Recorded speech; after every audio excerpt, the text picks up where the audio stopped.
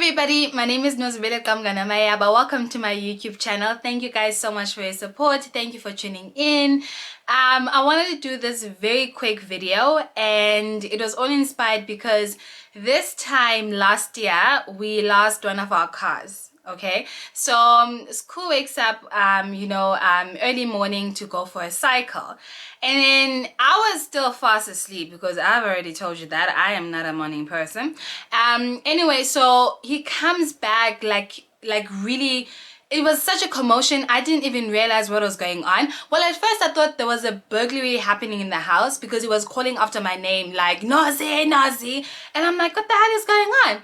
So I quickly go downstairs and he just tells me that one of the cars has been stolen, right? So we have one garage and it's common. Like everyone here in the complex, they all have one garage, and usually everyone has like 2 or 3 cars. So the other cars, like everyone parks outside, you know.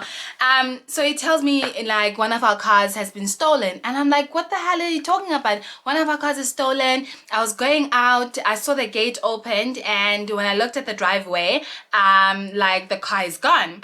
So immediately we call the tracker because the car is insured and has a tracker. We've had it for about 7 years, since 2013 or so, and we call the tracker company is like, sorry, we can't help you, although we've never missed a payment, by the way. We can't help you because your tracker has not been active for several months. So that was it. The car was gone and there was nothing that we can do. But it was like it worked out like well at the end of the day, because the insurance came through for us by paying us, you know, the value of the car at that time. So now it was a sad situation at the same time because that car had already been paid for. You know? So it was our intention that with the money that we're paying the car, like every month, we're going to save towards something else. Now we are confronted with the situation that, you know, yes, we're paid, you know, the value of the car. That will be a good deposit, but now we're faced with, you know, the dilemma that we're gonna start like an installment probably for 5 years from scratch, and because now we need another car. Anyway, so finally Square and I sit down. We're like, okay, listen, we want like a relatively small car. We're not fancy people, and we just want something simple.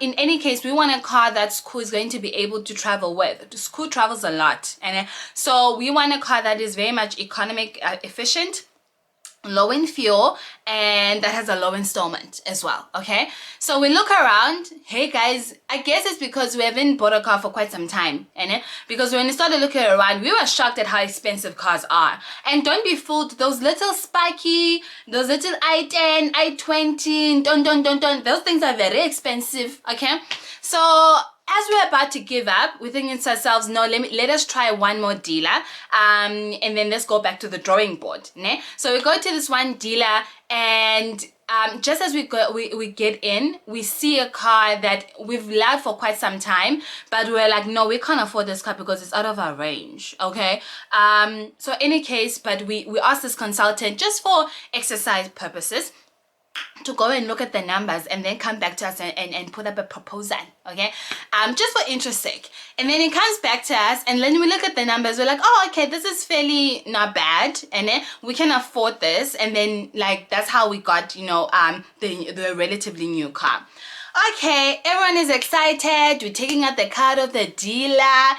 And then that was probably during the weekend when we went to fetch that car. Okay, so anyway, now it's a Sunday, and Square and I have to go to work on a Monday, so now we're busy fighting who's gonna take like the new car, who's gonna drive the new car, and the reason we're fighting is because none of us wants to take the new car.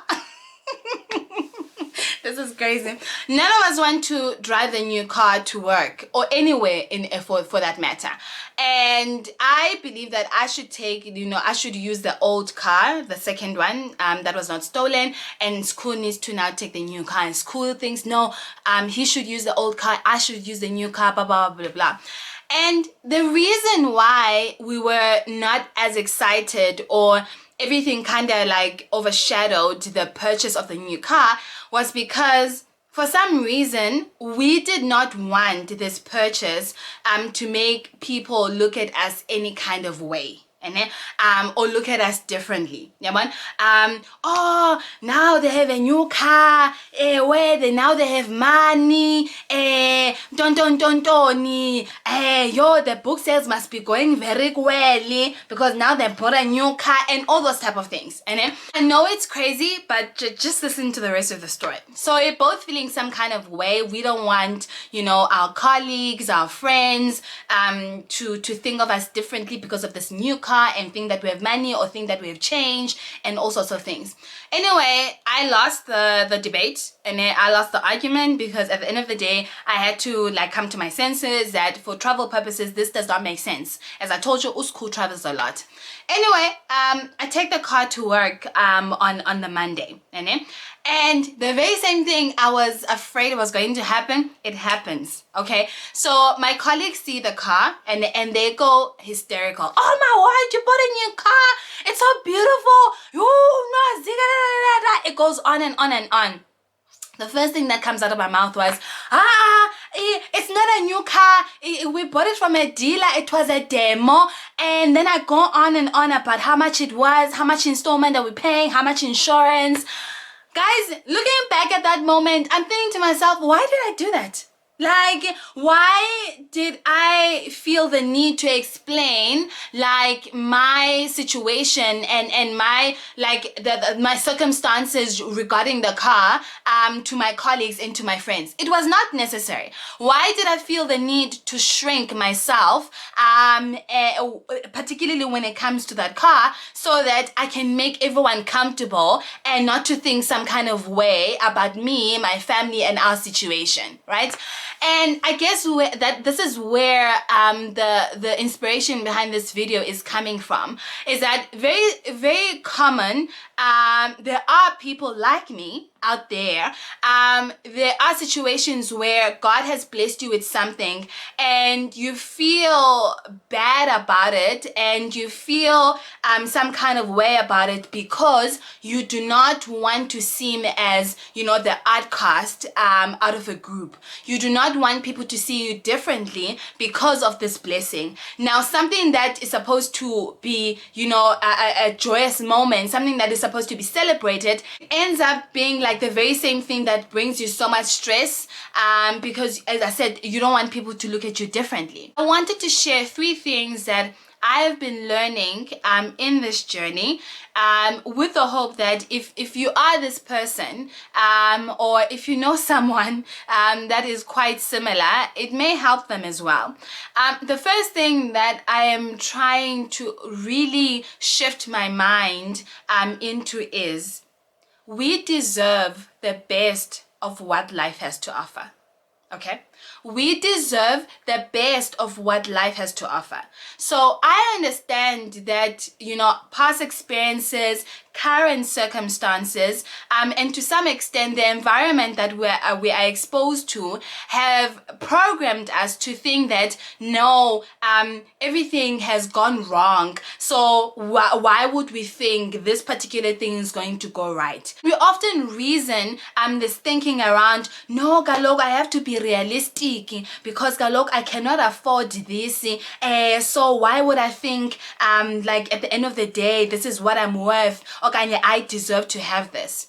The other day, so a friend of mine reaches out to me. She calls me and says, listen, CNA, which is a bookshop, is having a book sale. Okay, so she loves, I love books. Everything was at half price. The books that were going for 50 rand. So she says to me, go and look what they have available and buy a few. And she gives me her list of what she would like as well. So this particular CNA she sends me to, it's not in our area. It's not where we live. It's at an area that I've never ever been before. So anyway, everything was going right. I just came out of work. I'm driving to the CNA. Hey, I get into this neighborhood, guys. First thing I see is tall ass trees. Okay, like driveways that are not ending, and then it's double, triple like story houses with glass, doors. And like it's a fancy neighborhood, and as I'm driving, like literally, I was shaking because I'm thinking to myself, this is not my area. This is not where I'm supposed to be. What the hell am I doing here? Listen, I was cursing Unoni out because I'm like, what the hell? Why would she send me to this type of area? Because she knows where I stay, okay? This is nothing compared to where I stay. So why the hell would she send me to this CNA? In actual fact, why the hell didn't she send me to another CNA? I kept on repeating to myself, I shouldn't be here. I should not be here. Probably when people look at me, they're thinking to myself, and then she does not belong here. She's not in the caliber of the people that are around this area, right? There are two kinds of people when faced with such a situation. There are people that are motivated by such things. There are people, guys, that that will spend hours and hours on Property 24 looking at 3 million rand houses. They have 500 rand on their bank account.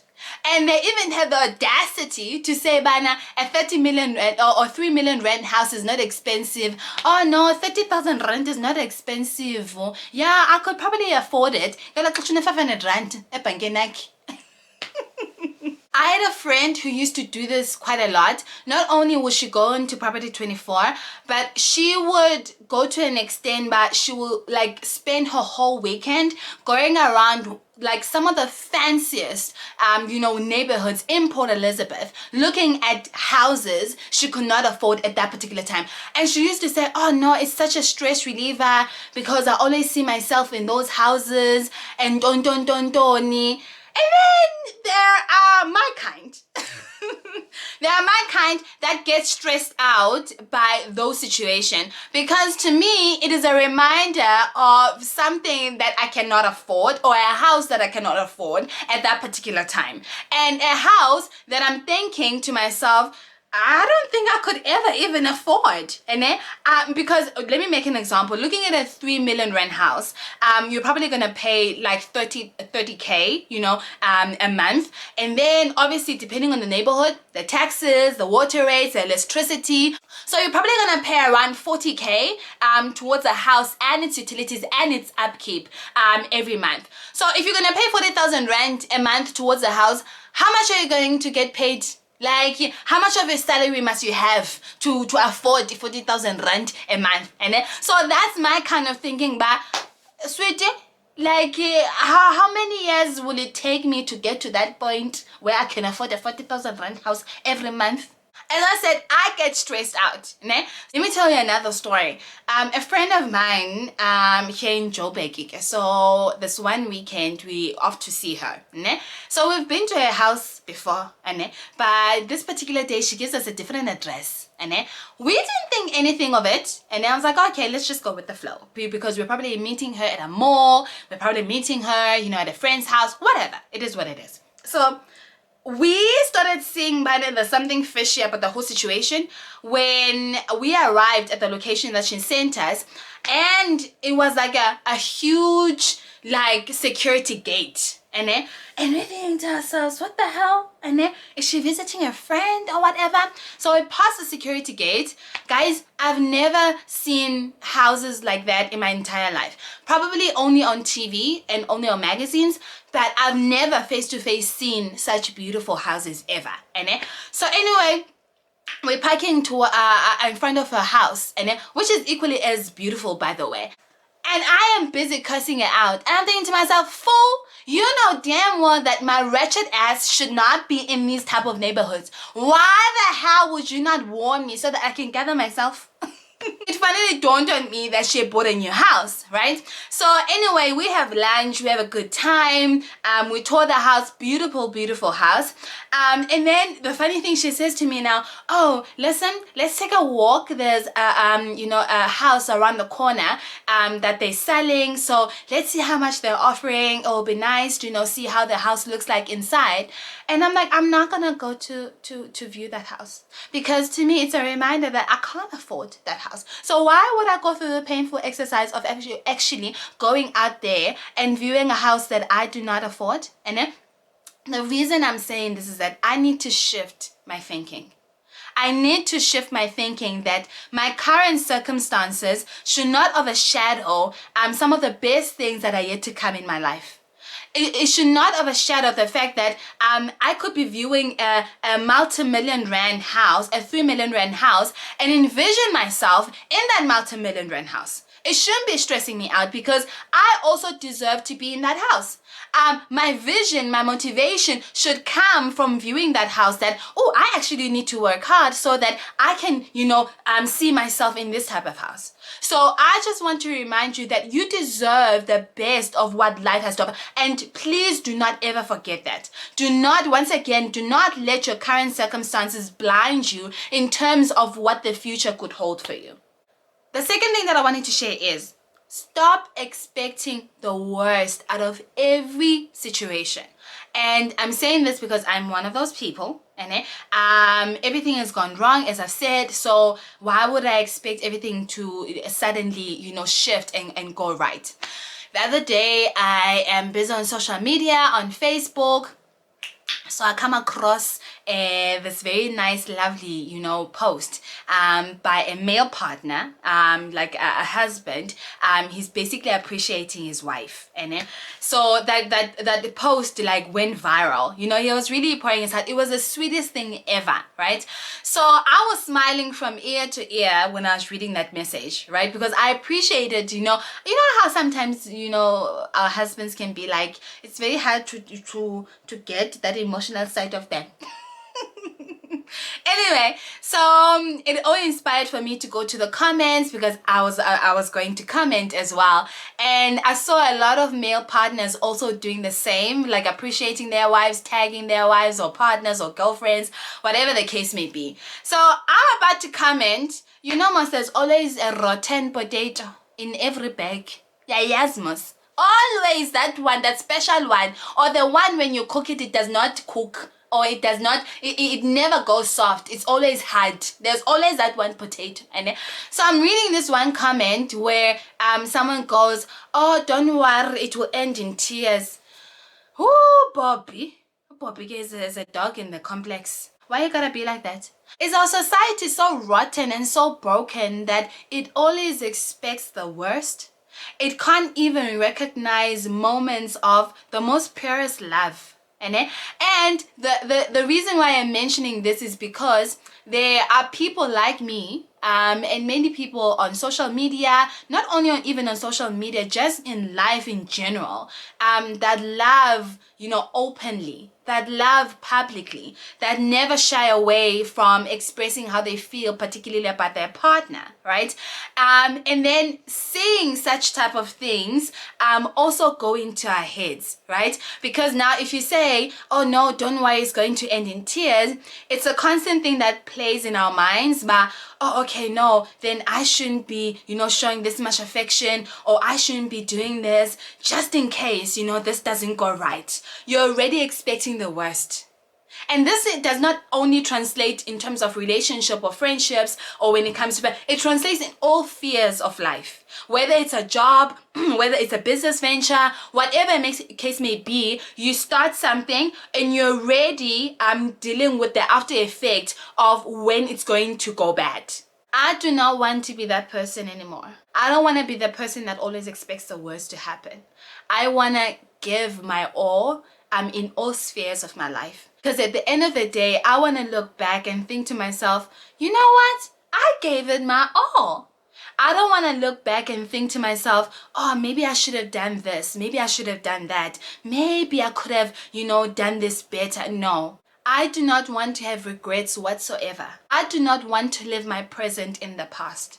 So I'm going to stop expecting the worst. And the last thing that I wanted to share is, can we stop being apologetic about who we are, our successes, and our blessings? There's a trend that I often see, more often, when there's a shift in the growth of someone, when someone develops into the best version of who they're supposed to be. And then there are comments such as, you've changed, they're very arrogant, they're not relatable anymore, we don't know who they are. I used to like them when they were doing this, now they're doing that. And because now we do not want to be seen as those people that are arrogant, that are proud, that are not relatable, we tend now to shrink ourselves so that we can still fit into that box. We don't talk anymore. We don't talk about the blessings that God has given us. We don't talk about how God has taken us from point A to point B, because we do not want to be seen as proud, as arrogant, and all of those things. There are two verses that I love. The first one is from Revelation chapter 12, verse 11. And it says, "They have conquered him by the blood of the Lamb and by the word of their testimony." The second one that I love, this one is my favorite. It's on Psalm 66, verse 16. And it says, "Come and hear, all who fear God. Let me tell you what he has done for me." I love it when it translates into isiXhosa, my home language. It says, "Yizani nive ndinixelele nonke nina nimoyikayo uThixo, oko akwenzele umphefumlo wami." It does not matter how small or insignificant you think your blessing is, but you don't understand how your own testimony can save the lives of so many people. Do not be apologetic. Do not be ashamed. I'll hear someone saying, "Oh, with South Africa's, unemployment rate at 32.6%, who am I, to celebrate a promotion when there's so many people without a job?" Hey. You don't realize that it's that testimony that brings us closer to God. It's that testimony when we pray, we say, "Lord, we've seen your work. We've seen you working. We've seen you working in Sipoka's life. We've seen you working in Nozi's life. Lord, can you remember me as well? Can you please show me the same grace? Can you please show me the same mercy?" But when are you going to keep quiet because you don't want to look like you're bragging? You don't want to look like you're proud? Why do you do that? Why do you have to shrink yourself? There's a famous speech that everyone knows by Marianne Williamson, and it talks about your playing small does not serve the world. And that's a favorite line that everyone knows. But for me, it's the following that stands out for me always. It says, "There's nothing enlightened about shrinking so that others won't feel insecure around you." We were born to manifest the glory of God that is within us. We were born to manifest the glory of God that is within us. So many people that should be talking about what God has done for them are quiet. So many people that God has changed their lives for the better are quiet. So many people that should be healing the world with their stories are quiet. I wanted to remind you that we were born to manifest the glory of God that is within us. So go out there and live your best life.